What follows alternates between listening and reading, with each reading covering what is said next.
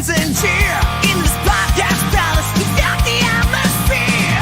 Whoa, whoa, Bobo and Cramer, yeah, the stand of the lost, taking on the world, and they're never gonna stop with that New York grit, rising to the top, get loud.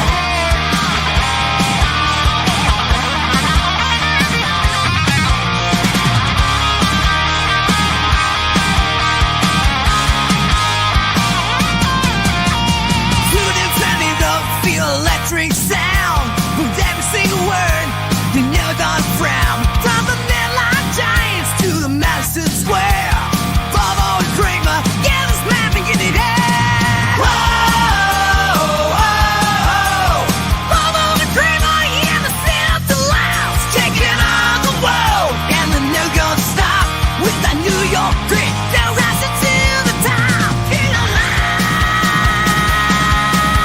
Yeah, the bestie in the house is where the legends play.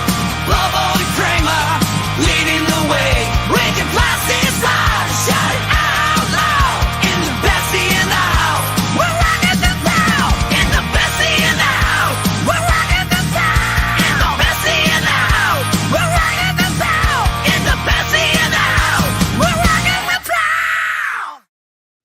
And that's right, everybody. Welcome back once again to another edition of the Best Seat in the House podcast. As always, I'm your host, Rob Kramer, joined by my co-host, the great Daniel Bobo Curlin. And Dan, how you doing today, buddy? Merry Christmas, by the way. Yep, Merry Christmas to you. As you can see, I'm wearing this shirt that I got for Christmas. My sister gave me this because she knows I like Stranger Things. So it's Very one of the nice. gifts I got Very there. nice. Yep, very nice, as you can see there. But yeah, I can tell you, right now I'm pumped for this game. This is going to be, I mean, for a key game this hockey season. Right. Oh, well, that's definitely true. You know, there's definitely a lot going on today that we have to get into, the Rangers being one of them. We're going to get into them in a little bit because they did have that great comeback victory against the Washington Capitals right before the Christmas break set in for the NHL. So that was a great way to go into that, an early Christmas present from the Rangers. But before that, Dan, we're going to get into the Knicks because the Knicks had a hell of a Christmas. Oh yeah, that game just. So let me tell you something. Yeah, I may have off from work, but there's one thing that never have off from is yelling at the TV, making a lot of noise at the TV, and boy, did I after that win. And a little fact, I myself at one time, I actually once did attend. I don't know if you ever got to attend the Christmas Day Knicks game. I did once in 2012 when I mean. It was around Christmas 2012 when remember when the NBA season opened on Christmas? Yeah, after the lockout. Yep, I got only time I ever got to attend a Christmas Day Knicks game, and that was like a neat little thing to be able to. I was able to checklist off the sports checklist of things I attended. That's very cool. I've never actually been to a Knick Christmas Day game, but yeah, that is definitely an experience, no doubt about it. Madison Square Garden puts on a hell of a show. And, you know, for most of this game, it looked like one of those days where the fanfare of the day was going to outweigh the actual result on the court, you know, where, you know, the experience of being there and even just watching it on TV is really cool too. You know, be Christmas, you know, brunch time right around there. Everybody still open up presents and everything, I'm sure. But it looked like it was going to be one of those, you know, crappy days for the Knicks because especially early on in the fourth quarter, the Knicks found themselves down by 17 points and nothing was really going their way. And then they just had this spectacular comeback, Dan, where, you know, this was a weird game too because it was almost a battle of the quarters. And in the first quarter, the Cavaliers blew the Knicks out. They scored 38 points, one of two quarters in that game in which the Cavaliers scored 38 points, that being the first and the third quarters. But, you know, the other thing too, Dan, is I want to bring up where is it on here? Okay. Yeah, because when you look at the breakdown of the scoring in each quarter, it's 38-23 in the first, in favor of the Cavaliers. Then it's 37-20 in favor of the Knicks in the second. So the Knicks flip the script. Then you go to the third quarter. We start the second half. Looks like maybe the Knicks are going to have some momentum. Not happening, as the Cavaliers blasted the Knicks in that quarter 38-24. But then once again, the Knicks turned up the heat even more in the fourth and outscored them 42-28. So, that just goes to show that that's what a back and forth this game was. The Cavaliers' record might not be great this year, but they're still a good deep team. This is still the team that has the heart of a team that finished, with the top record in the East last year. So you have to give them their due. They're definitely a hell of a team, but the Knicks just fought back, man. It didn't matter what kind of hole they dug themselves in. They found a way to get out of it. Yeah, you gotta give credit to the Knicks. They just found a way to get out of it, and they pulled off one heck of a win. As I probably nearly spilled my eggnog celebrating that, as I'm drinking the eggnog out of one of those, those cup. Remember that Christmas Vacation, those cup, the mug that he was using. Yes. Yeah. Remember, it looked like the moose from the theme park mascot from the first movie. It looked like the moose looked like that. I don't know how many people picked up on that about the mug. That the mug looked like the moose from the theme park mascot. But I have a replica of that mug, and I was drinking my eggnog out of as I'm watching the Knicks pull off that amazing come from behind win. And I may have been cursing up a storm like Clark Griswold after that game. Yeah, man, it was definitely a crazy game, no doubt about it, as we got Lee B hanging out with us there saying let's go Knicks, and Merry Christmas to us, and Merry Christmas to you too, Lee B. Thanks for hanging out with us. And Dan, it was just one of those games where it felt it's almost like you always hear that this team snatched defeat from the jaws of victory, that type of thing. The Knicks did it the other way. They snatched victory from the jaws of defeat.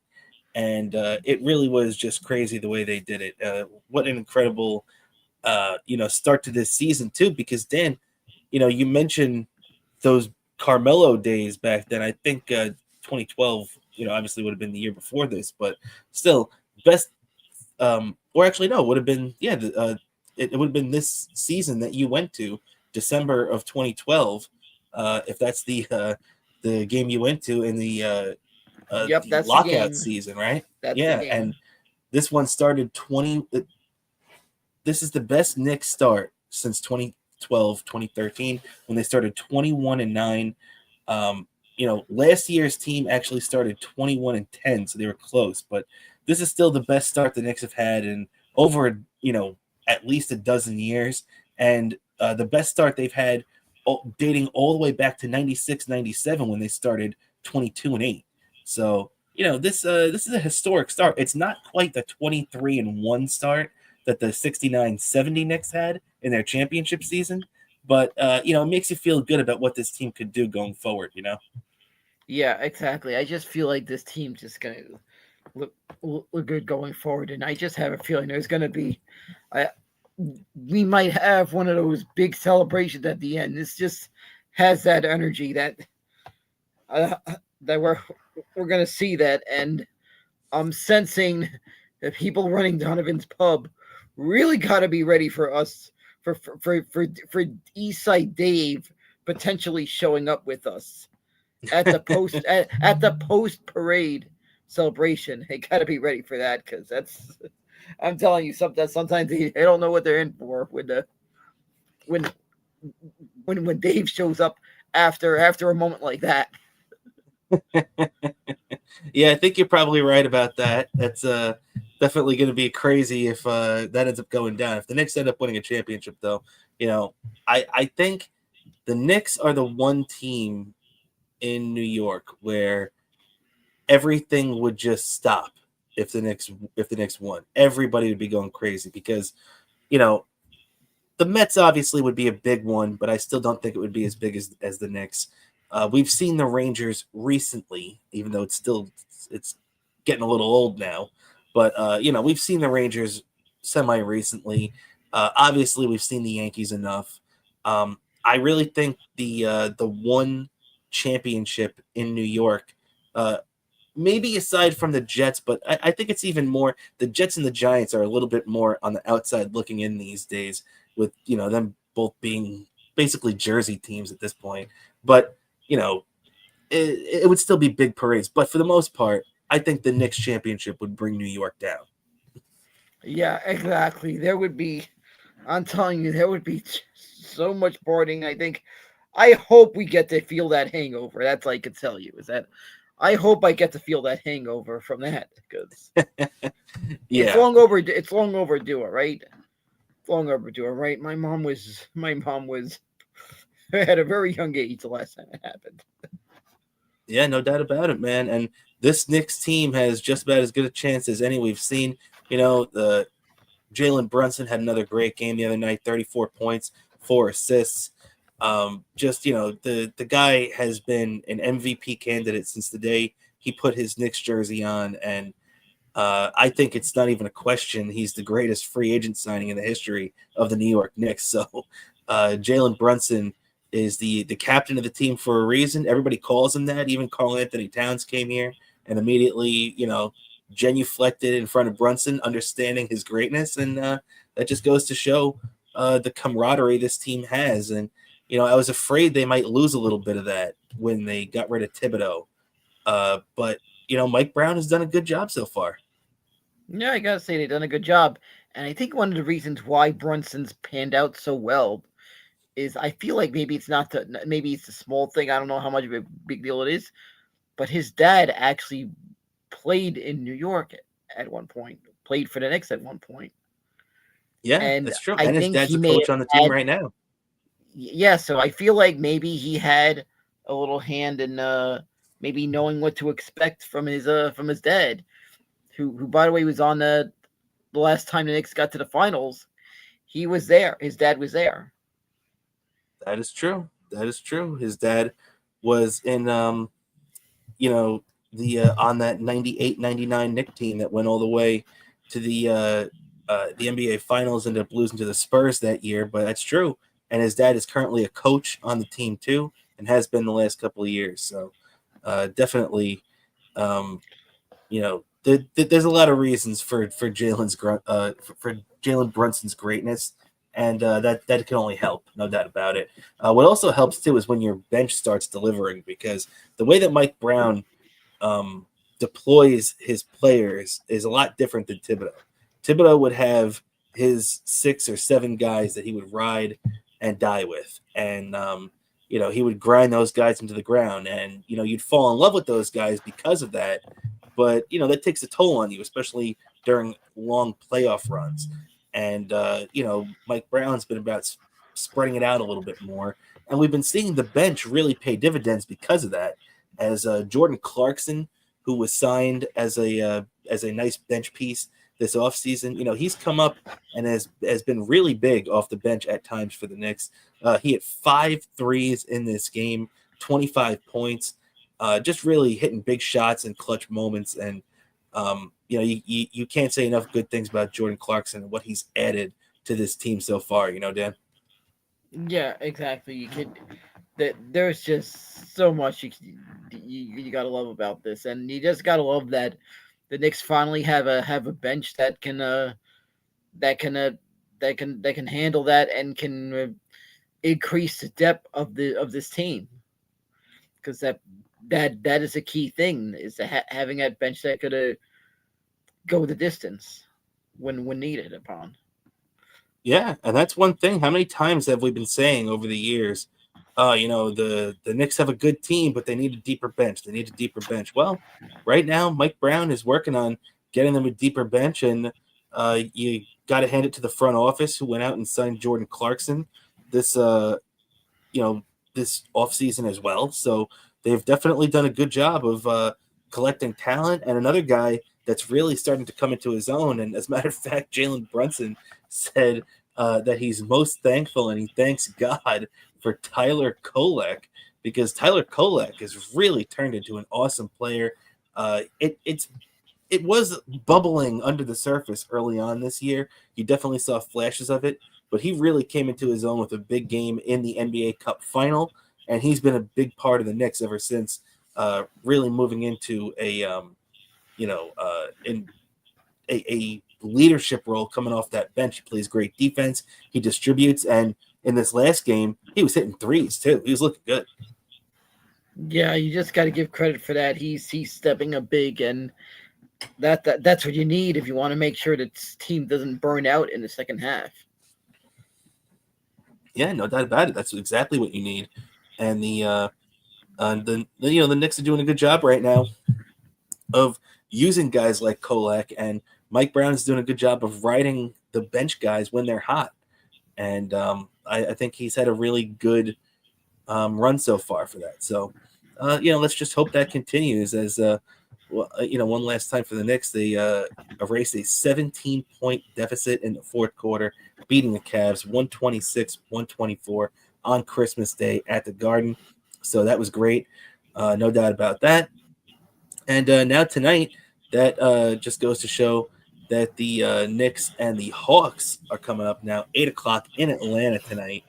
Knicks are 21-9, Hawks are 15-17. So not quite the big bad Hawks of a couple of years ago, but you always have to watch out for that Trae Young. Because even though it's not at the Garden, whenever he sees the Knicks, he's kind of like a bull that sees red. And you just got to contain him as much as you can. And it's going to be a little bit more difficult out there tonight because one guy the Knicks heavily lean on for defense and rebounding and everything is Josh Hart.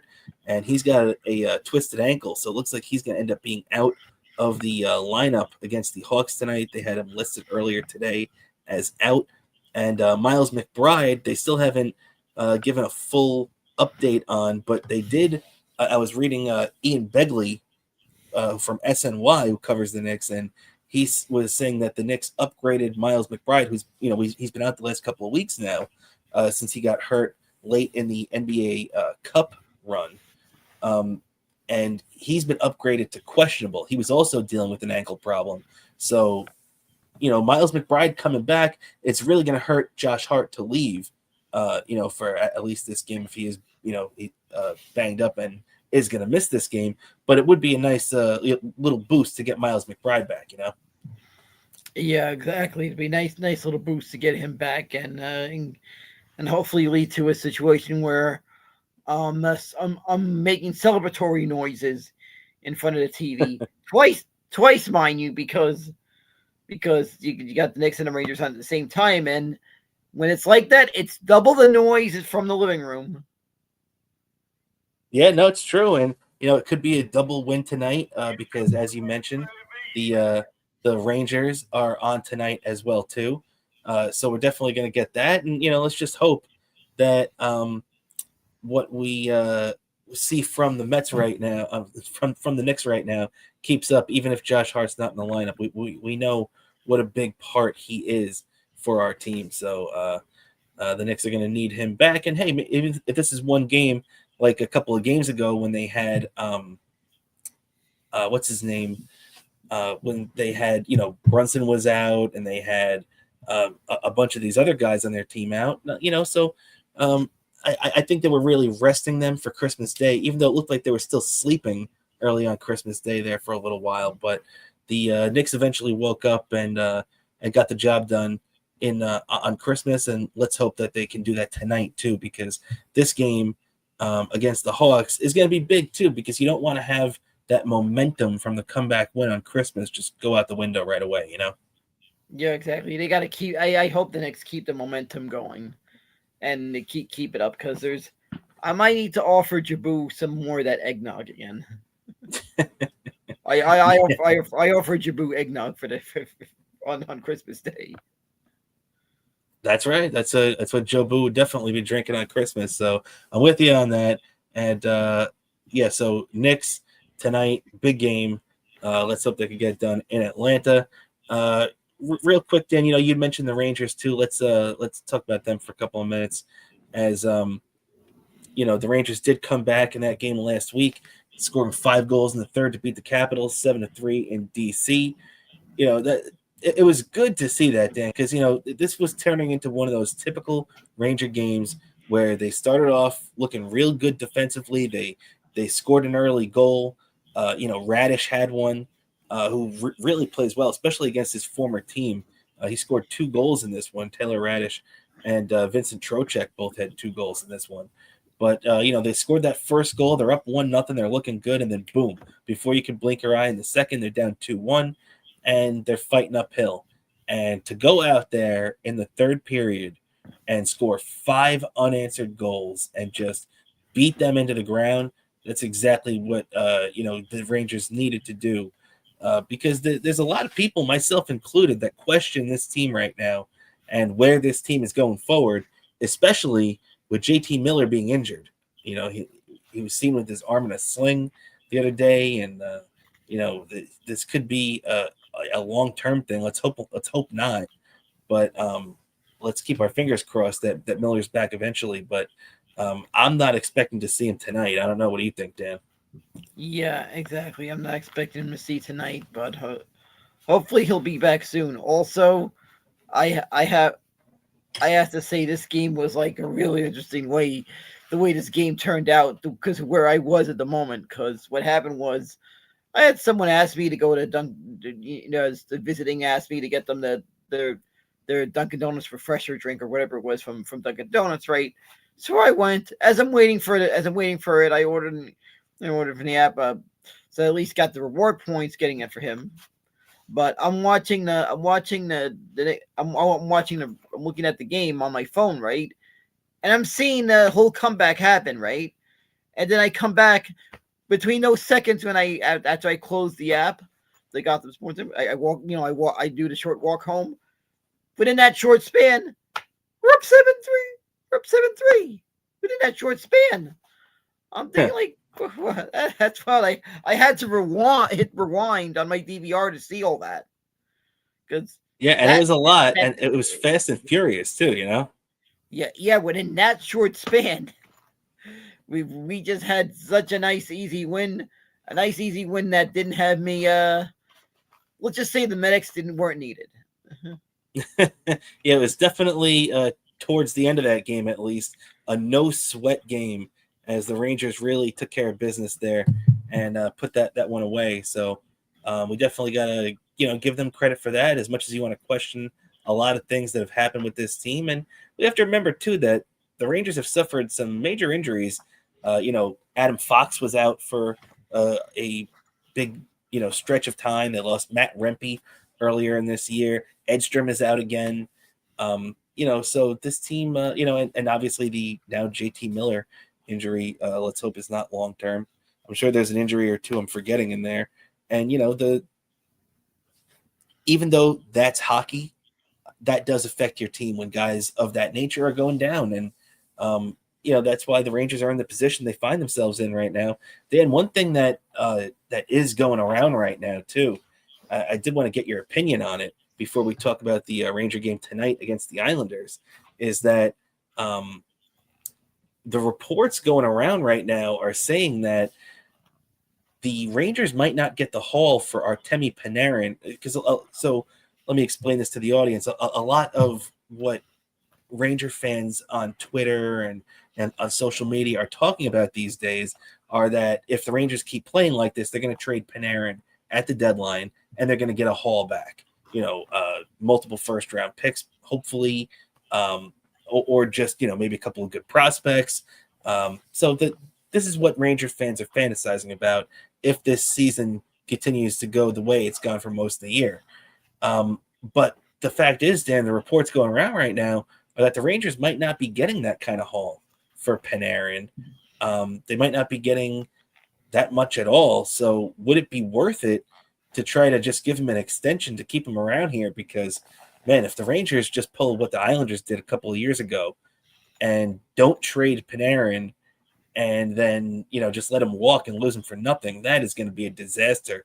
Because much like the situation where the Mets are in right now with Pete Alonso, who just let him walk for nothing, that's a lot of offensive production to replace right there. And I don't know if they're going to be able to do it. Yeah, I think maybe they need to try to sign him to an extension. I think this time, because I really don't. You really hope that Chris Drury doesn't pull the shenanigans that we already had to deal with David Stearns, that just had still still shock me to this still.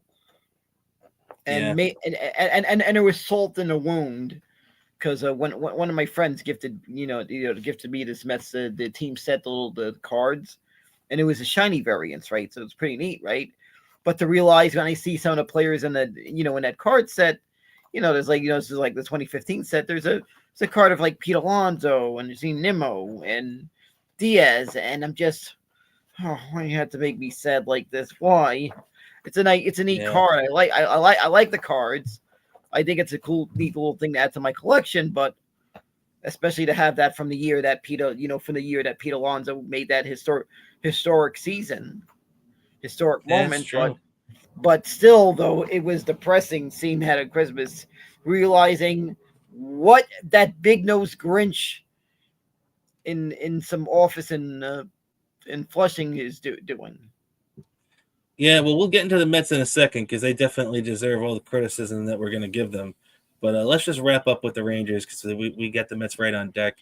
Though Dan, the thing with the Rangers is now it's a big rivalry game tonight. They're going to be at UBS playing the Islanders, who, the Islanders have been one of the teams that have caught a lot of people's attention this year. They're on the upswing.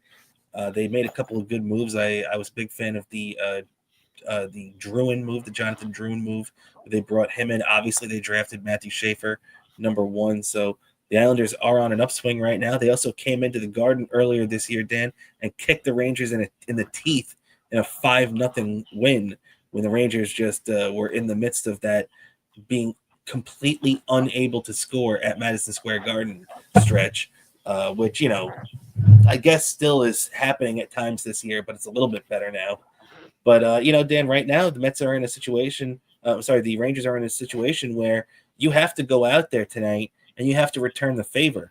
We talked about the Knicks not wanting to lose momentum after their big comeback win. The Rangers cannot have this big comeback win against the Washington Capitals and then go out there and get punched in the mouth by the Islanders at UBS. You have to go out there, and especially they're going to have a well-rested Igor in there today. So he's got to be on his best, and the Rangers have to go out there and, with or without JT Miller, get the job done today. Yeah, exactly. I expect the Rangers to be on all cylinders this game, and I'm really pumped for this game and hope and just hoping they win. They got to win this. I mean, I feel like this win could really carry the momentum for this team. Yeah, definitely could.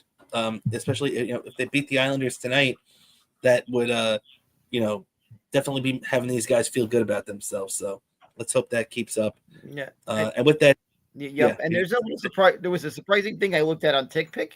I'm surprised the ticket prices didn't go down because I figured I should check to see if the tickets went down because of the snow. Maybe there's a lot of people that aren't inclined to go out, so maybe that works in my favor. No, ticket prices are the same as I've been doing. As I saw before, because I do look at every ticket prices for every Rangers game. I look at a TickPick, but the ticket prices weren't much different. Okay. Despite the fact that I figured might happen, and believe me, if they went down a little bit, I probably would have braved the weather and gotten an LARR and went out to Elmont to attend the game. All right. I like the Bobo Consumer Report. I might have to do more of that. I definitely like that there. But yeah, with that, let's turn our attention now to the Mets with making another trade. You're talking about all the guys that David Stearns has jettisoned this offseason. We all knew that the next one was going to be Jeff McNeil, and I really feel like Met fans are going to miss Jeff McNeil when he's gone. I think there's a lot of disrespect to Jeff McNeil from Met fans. This guy won a batting title a couple of years ago, hit 326. Even having his struggles the last couple of years, he's still a career 284 with the Mets hitter. He played anywhere they needed him, including center field, and he played center field pretty well for a guy that had never played there at the major league level this year. So I think a lot of Met fans completely undervalue Jeff McNeil, and you just knew that he was the next one to go. And I don't really have a problem, aside from obviously I have a problem with what they did with Nimmo. Obviously, I have a problem with what they did with Alonso and Diaz. Jeff McNeil, I kind of understand more, as much as I don't like the disrespect he's gotten.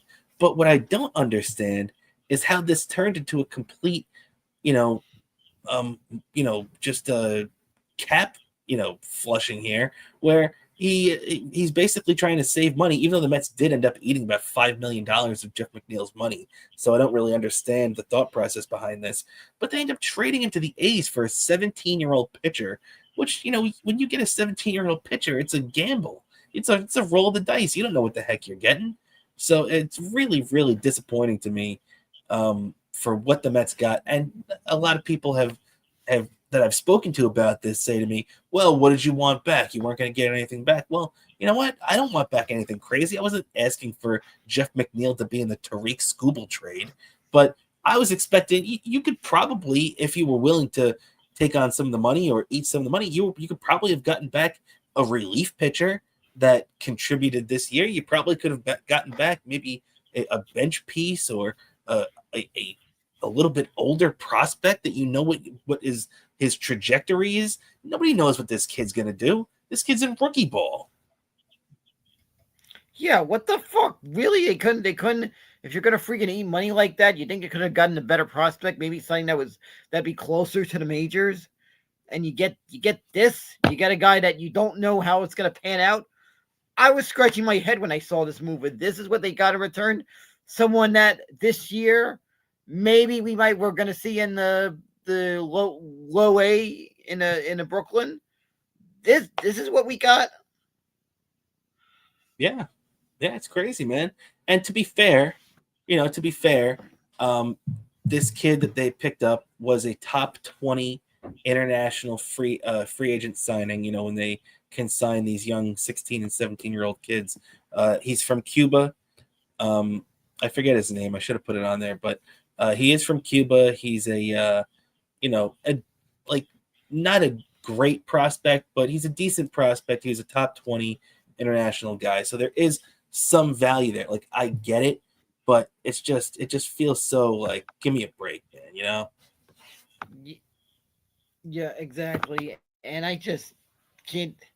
I wasn't making a big deal about this. This is such an unknown and an unsure thing that I'm just scratching my head still on this one. And for the sake of Mr. Big Nose Grinch, it better pan out right. Yeah, well said. And from what I heard, there's still a lot of people that say that the Mets have something up their sleeve. They could work something out. I don't know. I don't really know what to expect from the Mets this year. I really have no faith in them at this point at all.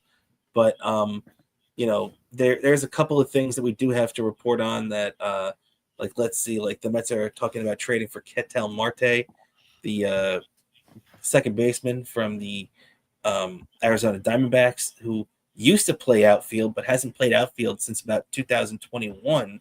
So I don't know why the Mets would be making this trade. You literally just traded for Marcus Semien to improve defense at second base. I don't understand how Marte would fit in. I mean, unless you're going to play him in the outfield. But then how are you going to sit here and talk to me about run prevention if the way that you're going to solve letting some of these guys go is that you're going to put Jorge Polanco at first base, who's never played first base except for one game at the major league level, and Ketel Marte, who hasn't played outfield in 4 years. So I don't really understand how Marte would fit here, Dan. What do you think? Yeah, exactly. I really do not understand. This is just a disaster. This is like, what the fuck are you thinking?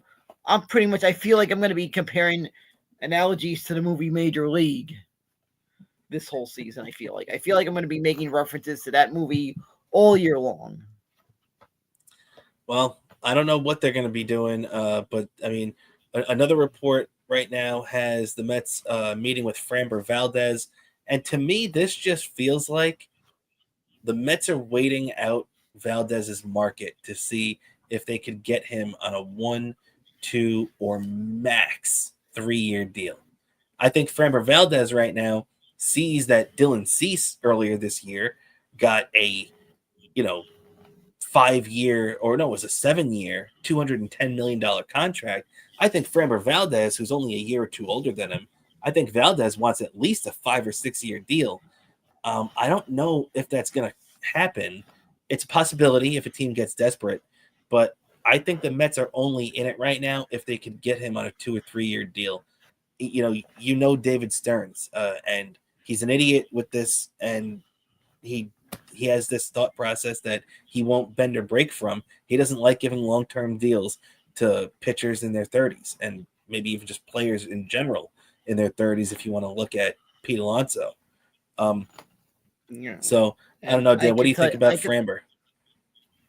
I don't know, but I could tell you if we get him, I'll be stoked to get some real pitching. But really, you wait this long to finally do this, and I'm questioning Stearns, and I just feel like next year there's going to be so much disgusted at David Stearns that I have a gut feeling Steve Cohen's going to go on full angry Steve Cohen mode and have to intervene. I hope so. I really don't know.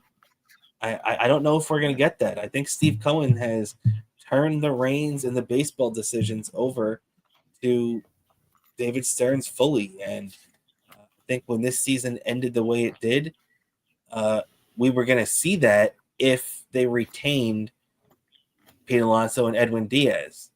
But we did neither of those. So I don't know if we're going to see the angry Steve Cohen. I think it's David Stearns' ship to run right now. And for better or worse, it looks like that's what's happening.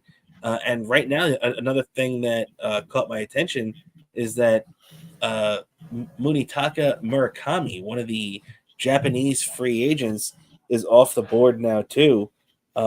He ends up going to the Chicago White Sox. And I don't know, Dan, what do you think? It would have been nice to get a guy like this, but I guess he's off the board now, a 2-year deal.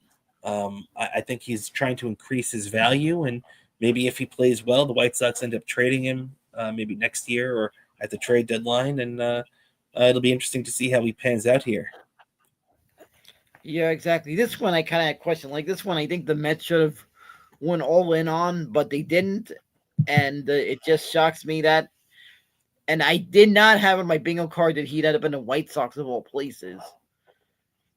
So there's that one, and I think the Mets should have taken a chance on this one, but they didn't. Maybe it works out in our favor because I'm hearing different reports about it that there's some people that are not sure how this he'll translate to the MLB. So maybe this one kind of we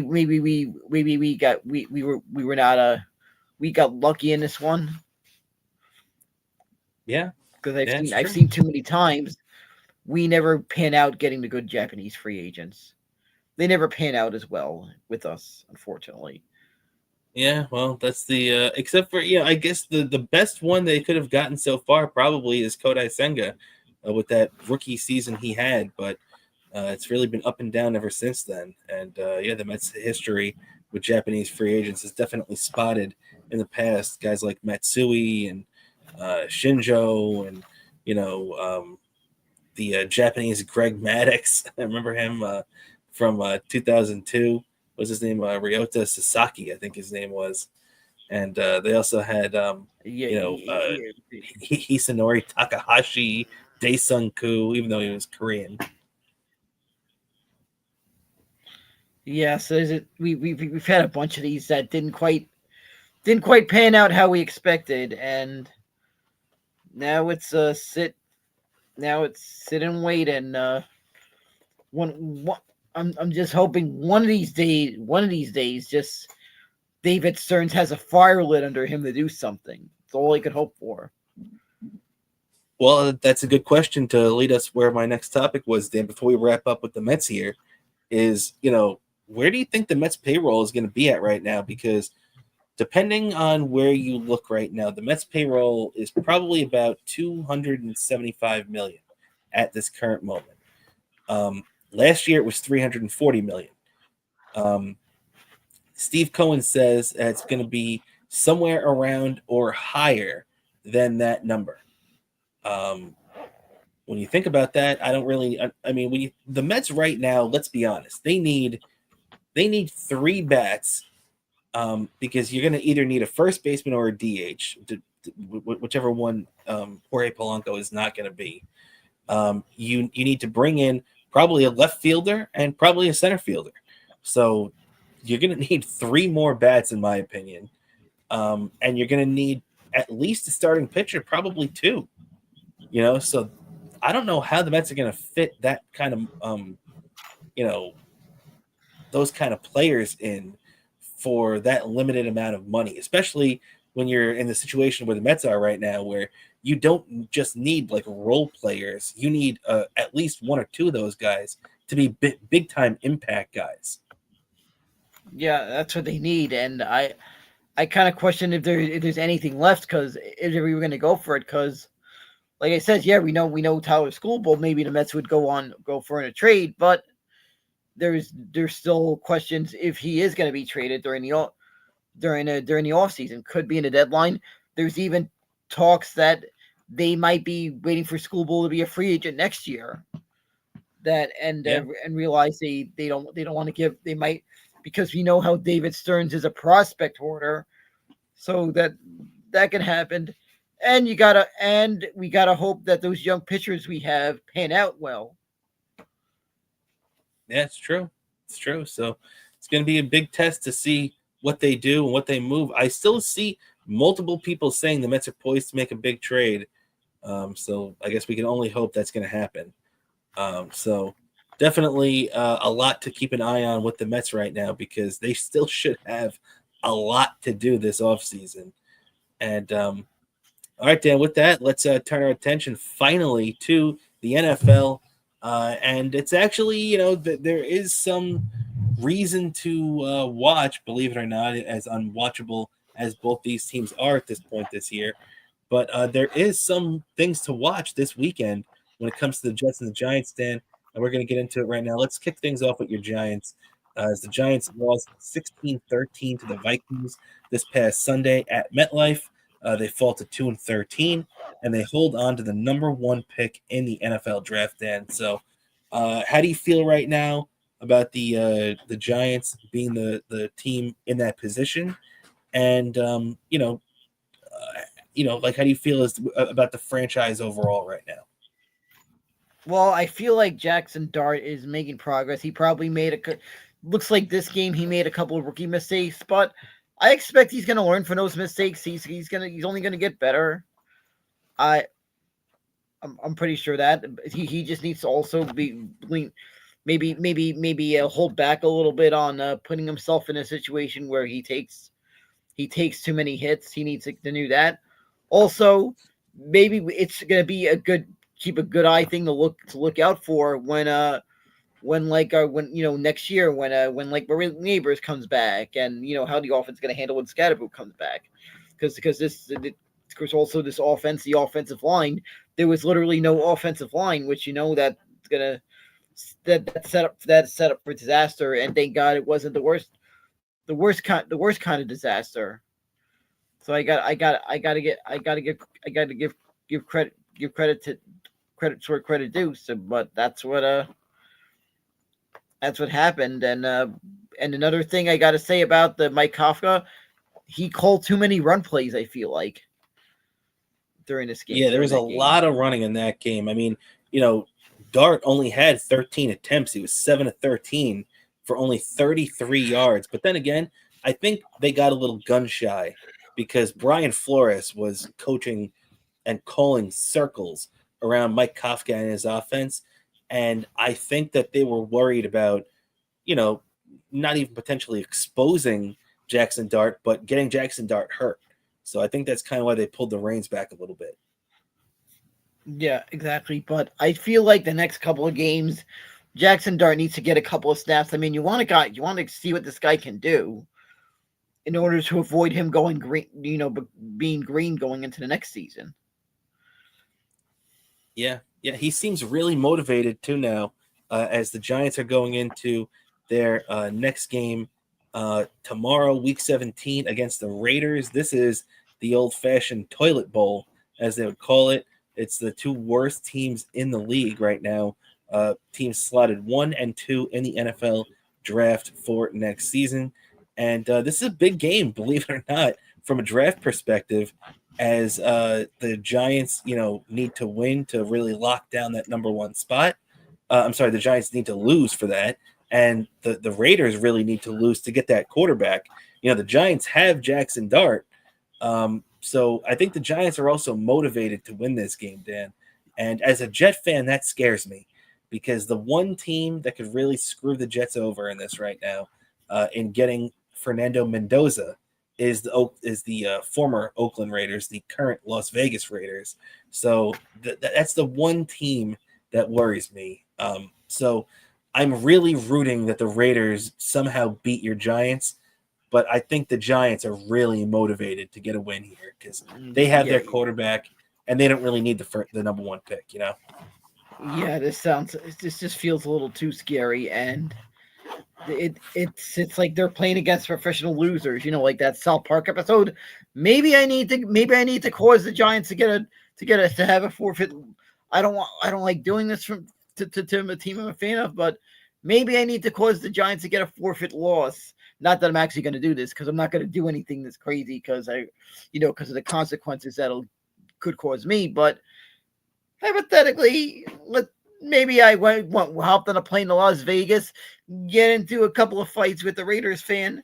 Maybe that causes a bunch of other, maybe some Giant fans, whatever Giants fans was dumb enough to make this trip to get into a fight with some Raider fans. Maybe it caused a forfeit in our favor, like the South Park episode. But then the Raiders would have to forfeit because it's in Vegas. Yeah, that's the thing. Maybe the best way I could do it is try to get the Raiders fans to if there are any of those kinds of fans, because I know the Las Vegas fan base might be different than the Oakland fan base. To try Vegas seems a little bit more tame. Yeah, maybe I need to. I don't know. Is there any way anyone could spike the soda in Vegas, something to maybe cause a little more tension, because the future of New York football depends on this the Giants' tankiness. Because let's face it, we'll still get our guy. We'll be still top 5. We'll get our guy, but you guys are the draft pick that you guys get is gonna be all in the hands of who has the number one. What the person with the number one draft pick, what direction they are likely to go in the draft. If that team is satisfied with what they got at quarterback, that's gonna play a big factor.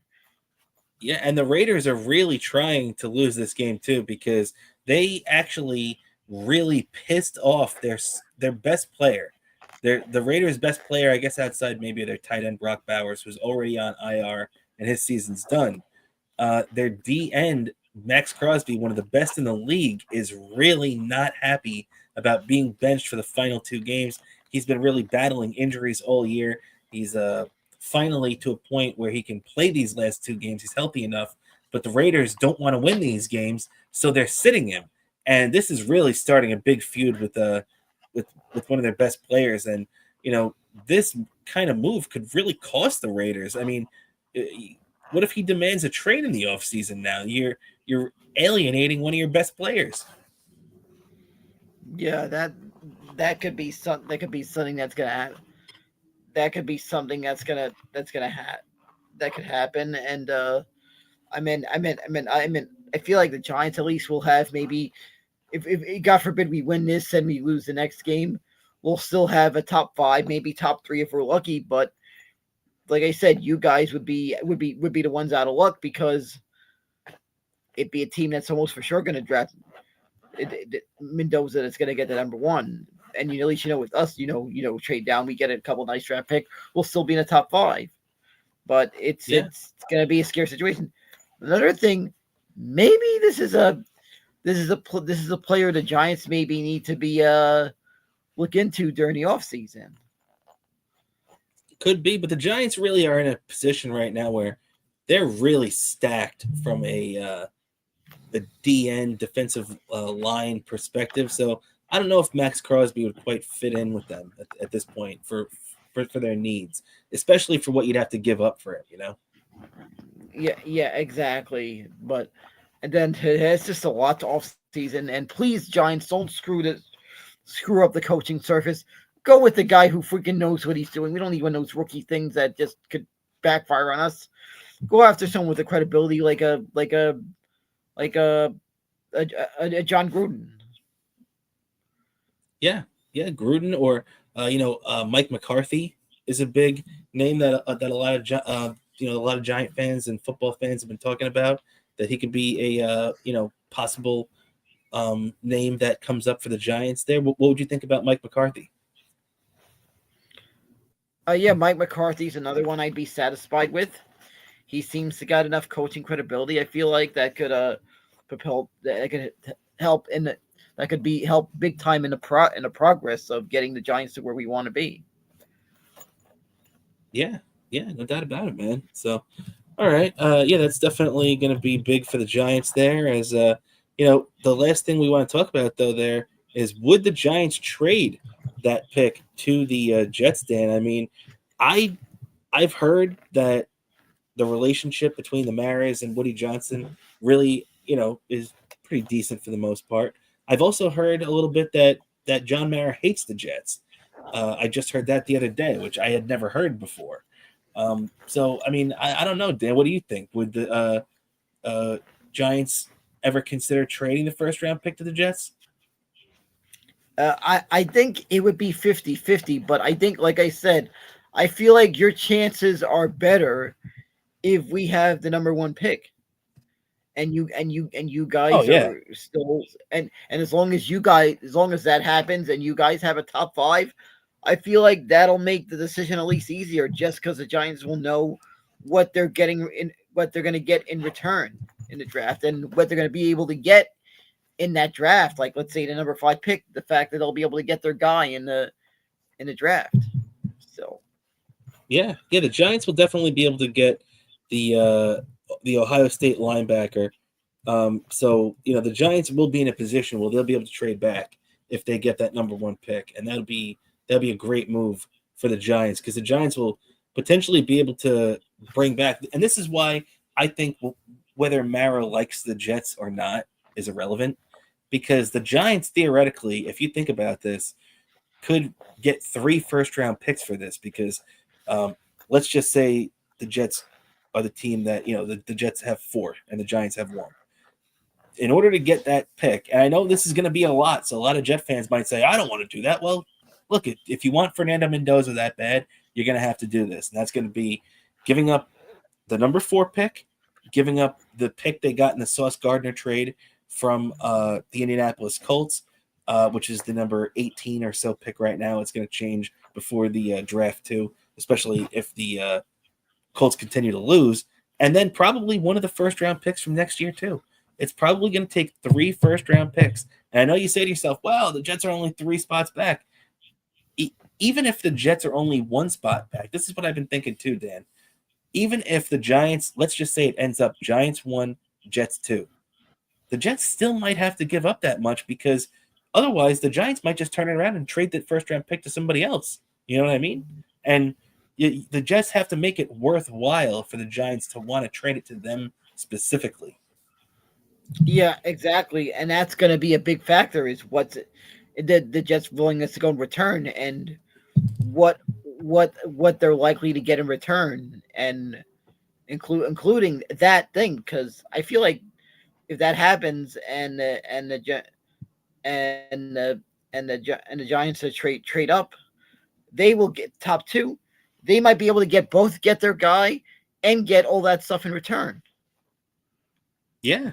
I mean, you'd have 2 first-round picks this year, and 2 first-round picks next year, that would completely change the perception of how the Giants are right now. The Giants could do whatever they wanted. They could trade up for whoever they wanted. They could just acquire assets and trade, and make the picks, acquire 4 first-round picks over the next 2 years. It really would completely transform their entire franchise in a lot of ways. Yeah, and it would just be a big thing that I feel like would play a factor. The first time we've had this draft had such a big impact since 2004. Yeah, no doubt about it, man. The Giants would be in a really big spot, no doubt about it. So Yep, it's going and to which be, by the way, yeah, yours truly was in the audience, at the theater at Madison Square Garden when that happened. yeah, back where the NFL draft should be every year. Every time I see the draft in a new location these years, it just annoys me that it's not there Yeah, anymore. exactly. And it was back when the NFL draft when you didn't have to stand up for a long time. You could actually sit down. Yeah, I was actually in a I was able to sit down. On my feet weren't wearing out. I was there, nice climate controlled environment in the theater in one where I got to see history right in front of my eyes. that's right. That's what the Jets and the Giants are going to be hoping next year, as we're going to have a lot of you know, we're gonna have a lot of New York eyes on the 2026 NFL Draft next year. And with that, let's finish up with the Jets here now, Dan.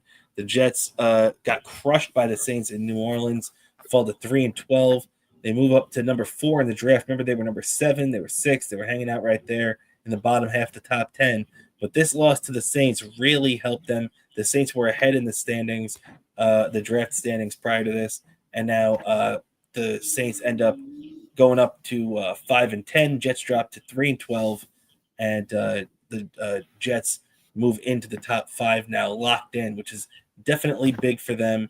They're still starting their undrafted rookie quarterback out there, Brady Cook. He's been playing pretty decent for the most part, but he's an undrafted rookie free agent. He can only do so much. The Jets really are not looking good.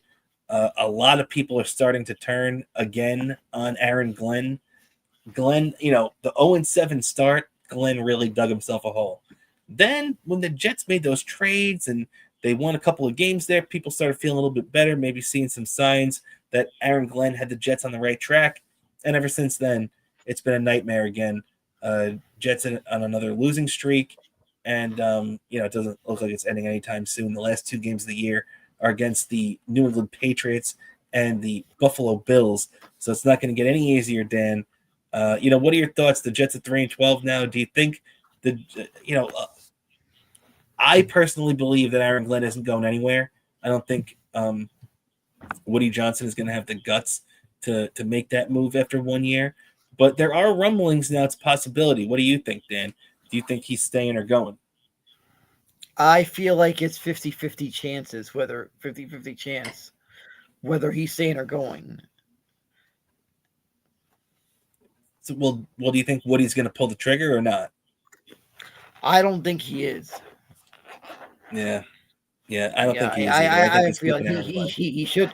he should, but I have a scary feeling he isn't. I'm with you.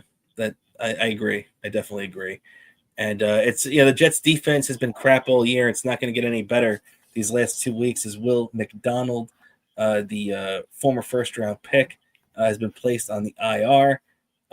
He's banged up though. His season's over. He had 8 sacks this year, and not bad. A drop off after his career high of 10.5 last year.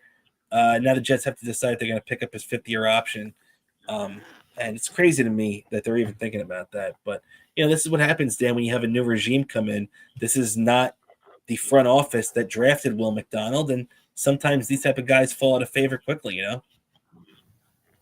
Yeah, exactly. It's an unfortunate circumstance, but I think personally, when I look at that, I think maybe the Jets should keep him, but that's just going to be a big question mark, and it's big possibility he might be departing. Yeah, I agree. I definitely would keep him too, but That's going to be up to Muji and Glenn. We'll see what they decide. And it's going to be a bloodbath this week as the Patriots are playing for their division right now. If the Patriots win this game, they put themselves in a really great spot to clinch the division over the Buffalo Bills. The Bills are still alive, win or loss here, but this will put the Bills really up against it. Pats are 12-3. Bills are 11-4. And the Pats are 13.5-point favorites. So I don't think anybody is really giving the Jets much of a chance in this one. Looks like it's probably going to be pretty ugly at MetLife on, tomorrow afternoon, right? Yeah, this just looks like it just smells disaster for the Jets, and that's what's going to happen. And boy, you're going to need, if you have any of that eggnog left over, you might going to make good use of it on Sunday. I'll definitely be drinking that eggnog watching that game, no doubt about that, Dan. And all right, that's going to basically do it for us here on the show. Before we get out of here, let's do our picks, Dan. And as always, when we do our picks, we got to have our NFL music on right there. So we are doing our picks. You are actually on a real hot streak right now. This is our picks for the season. 22, 21, and 2. We actually tied this week too. You went 2-0-1 this week. I went 1-1-1. So I'm 23, 20, and 2. You're 21. You're 22, 21, and 2, Dan. And you over the last 2 weeks are 5-0-1. So you're in a good little stretch right now, coming up hot. These last couple weeks trying to catch me in the standings. But let's do our picks now, Dan, and we are going to start with the Jets and the Patriots. Patriots are 13.5-point favorites tomorrow at MetLife against the Jets. Dan, who do you got in this one? I got for this one, it's going to be like 23-7 Patriots. 23-7? Okay. Yeah, I could definitely see something like that. 23-7, 26-7. I definitely agree with you on that. So I'm with you. We both are taking the Patriots minus 13.5 at MetLife.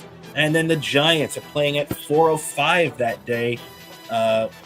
So it's going to be the toilet bowl, as we said. Giants and Raiders. Who knows what the heck we're going to see in this game. Vegas has the Giants listed as 2.5-point favorites. Dan, who do you got in this one? Yeah, well, unfortunately, to the chagrin of you that are hoping that it works, but it works that they got the team that has number one works a bit better in your favor to make that trade up for number one. Unfortunately, it looks like that we might be ended up winning against professional losers, and it could be a 27-23 Giants win. I'm with you. I don't know if we're going to get that much offense, but I'm definitely with you on that. As much as I want the Raiders to win this game and screw themselves up for the tank, I do think the Giants are properly motivated and at this point in the season probably a little bit more talented than the Raiders, even with as many deficiencies as the Giants have right now, including Mike Kafka being one of those. But I'm with you, Dan. I think the Giants are going to win this one. So we both are taking the Giants minus 2.5 in Vegas against the Raiders. And finally, the Sunday night game, Dan, is a good one. The Chicago Bears are 11-4. They're going in to take on the 11-4 49ers in a 1980s style NFC powerhouse showdown here right now. Right now, Vegas has the Niners listed as the 3-point favorites in this game. Dan, who do you got in this one? Oh, I have a feeling this one's going to be a 23-14 win by the Bears. Bears, really? Okay. Yeah. I just had to sneak in a nod because I always link that team to that SNL sketch with Chris Farley. I forgot the name of the character that Chris Farley used to do. You remember those that it was a group of Bears fans that SNL sketch. Everybody knows the Bears. Yeah. Yeah, That's great. Yeah. That's one of the greatest sketches ever. Yeah, so it's like that team just always reminds me of that SNL sketch that still makes me laugh to this day. I'm with you on that, but I'm not with you with your pick. You're taking the Bears +3. I'm taking the Niners at home -3. Niners have been on a run lately, and I think this season of redemption continues on Sunday night at Levi Stadium over there. So I'm taking the Niners. So for this one, we both are taking the Patriots over the Jets. We're both taking the Giants -2.5 over the Raiders, and we're head-to-head. You taking the Bears +3, me taking the 49ers -3. And that's going to do it for our picks this week. Before we get out of here, though, Dan, anything you'd like to plug right here on the show? Sure, I got my X account, Bobo103 NYC. Follow you. You can follow that for all your X account. Instagram, Bobo718DK, same username on Treads. YouTube, one word, Daniel Curlin. Don't forget to subscribe to our Patreon, where whenever I upload stuff to my YouTube, you get early access to my YouTube my